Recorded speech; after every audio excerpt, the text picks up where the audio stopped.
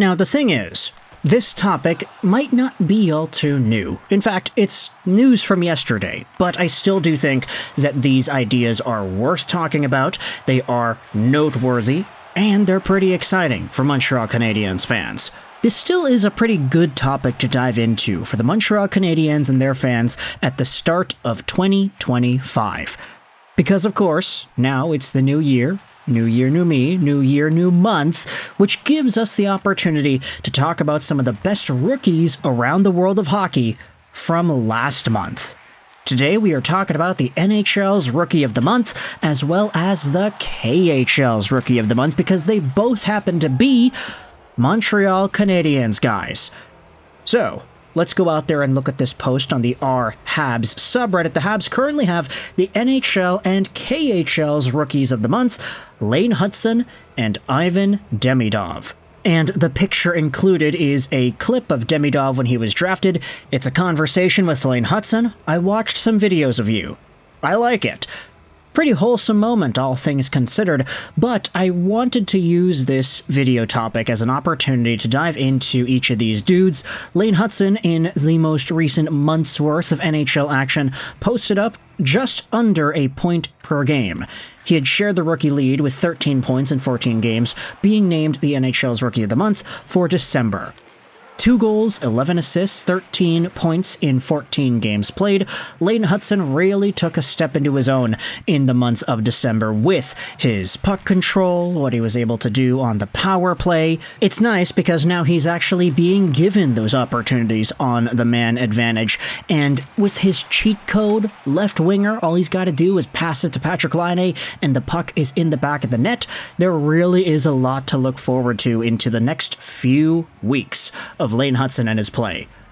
It's funny because he had this just under point per game mark, but you have to acknowledge that he actually went the past 3 games for Montreal pointless. Now, he was a plus in all of these games against Florida, Tampa, and Vegas, but he didn't really feast on them point production wise like he did against teams like Buffalo and Detroit from earlier on in the month.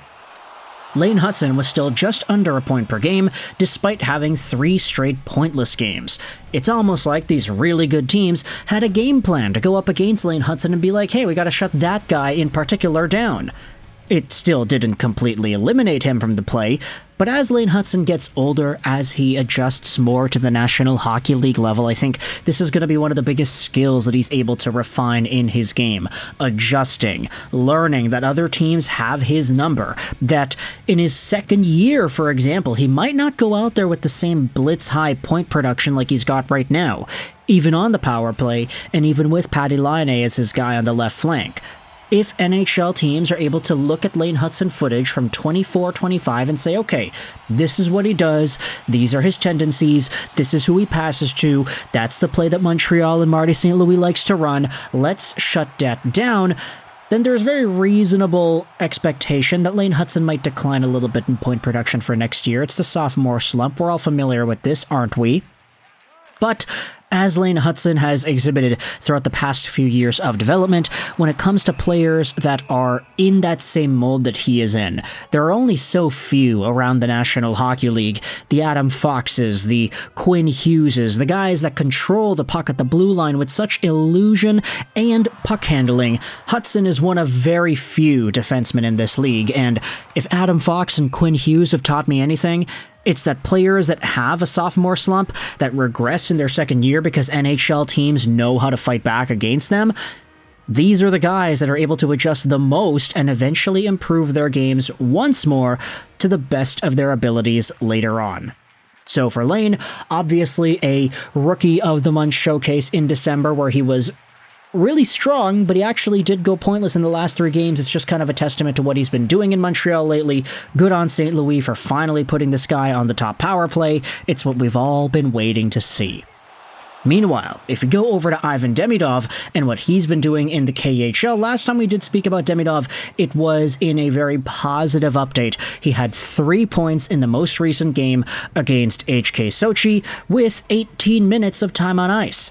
He's been starting to get a lot more points and a lot more ice time, and it all coincides with when Kent Hughes and Vinny LeCavalier were in St. Petersburg to watch this guy play. They had spoken to Roman Rottenberg, they had their scouting report from the live in-person setting. Montreal was winning games whilst Kent Hughes was away in Russia. They were also making trades too. Welcome to the team, Alexandre Carrier. But for Montreal to see their guy go out there and get a goal in the first game Kent Hughes and co. is watching live, and to see that momentum translate into actual ice time that's beyond 6 minutes. It's such an interesting development in the story of Demidov for 2024-2025. And now, if you take a look at his overall point production, he's at 26 points in 38 games played, on pace for 46 points in 67.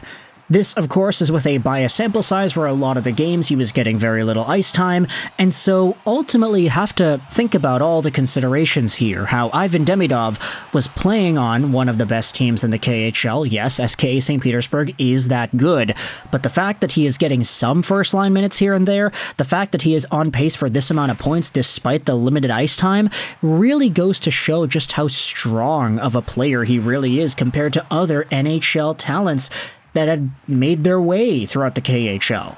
It's very rare to see any young dude produce significant points in this Continental Hockey League. So for Ivan Demidov to be doing exactly that in this kind of a capacity too, it becomes all the more ridiculous when you think about just how dire his situation is. Now he's on pace for a pretty reasonable production rate. This is a number that guys his age rarely are able to get, so ultimately for Ivan Demidov, all you can do is marvel and get hyped. Because for now, Habs fans have no other choice.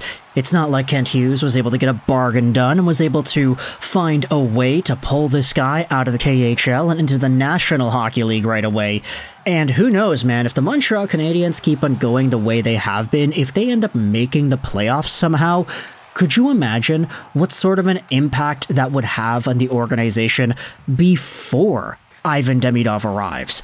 Let's say it's March, already the end of March, and the Habs make the playoffs, and then Ivan Demidov finishes up his KHL season. He heads over to Montreal. Imagine if the Habs make the dance, and then they add Demidov. I'm not saying that they're going to win the Stanley Cup this year or anything. I don't even, quite frankly, believe they'll make the playoffs, but there are some really heavy possibilities that do exist if you think about the Montreal Canadiens building off of this momentum so far. Carried off the backs of the Rookie of the Year, Lane Hutson, some other guys who have been getting offense too, Patty Laine, Nick Suzuki, Caulfield, Slavkovsky, these guys have been getting back on the board, and then in the KHL you've got Demidov. There's lots to like out of the Montreal Canadiens, and I want you to let me know your thoughts in the comment section below. I hope you enjoyed this video, and bye.